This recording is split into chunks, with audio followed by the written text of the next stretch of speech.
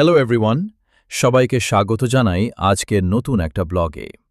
আজকে আমরা চলে এসেছি উত্তরবঙ্গের অন্যতম ঐতিহাসিক ও রাজকীয় এক জায়গায়, কোচবিহার রাজবাড়ি।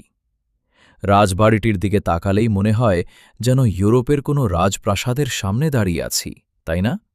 চলুন আজকে আপনাদের এই প্রাসাদের অলিতে গলিতে ঘুরিয়ে দেখাবো এবং জানাবো এর পেছনের দারুণ সব ইতিহাস।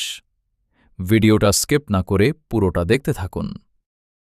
বন্ধুরা, এই রাজবাড়ির অফিসিয়াল নাম কিন্তু ভিক্টর জুবিলি প্যালেস। 1887 সালে কোচবিহারের প্রখ্যাত মহারাজা নৃপেন্দ্র নারায়ণ এটি তৈরি করিয়েছিলেন। চমৎকার ব্যাপার হল, এই প্রাসাদটি তৈরির সময় লন্ডনের বিখ্যাত ব্যাকিংহ্যাম প্যালেসকে মডেল হিসেবে রাখা হয়েছিল। আর ওপরের এই বিশাল গম্বুজটি খেয়াল করুন, এটি ইতালির রোমে অবস্থিত সেন্ট পিটার্স ব্যাসিলিকার আদলে তৈরি।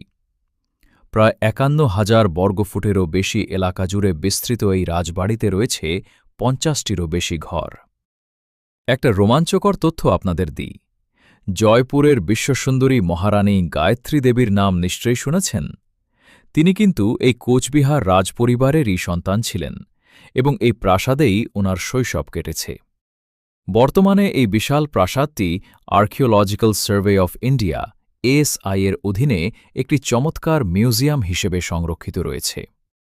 ভেতরের রাজকীয় দরবার হল, বিলিয়ার্ড রুম আর প্রাচীন জিনিসপত্রগুলো দেখলে শত বছর পেছনের সেই রাজবাড়ির দিনগুলোতে হারিয়ে যেতে হয়।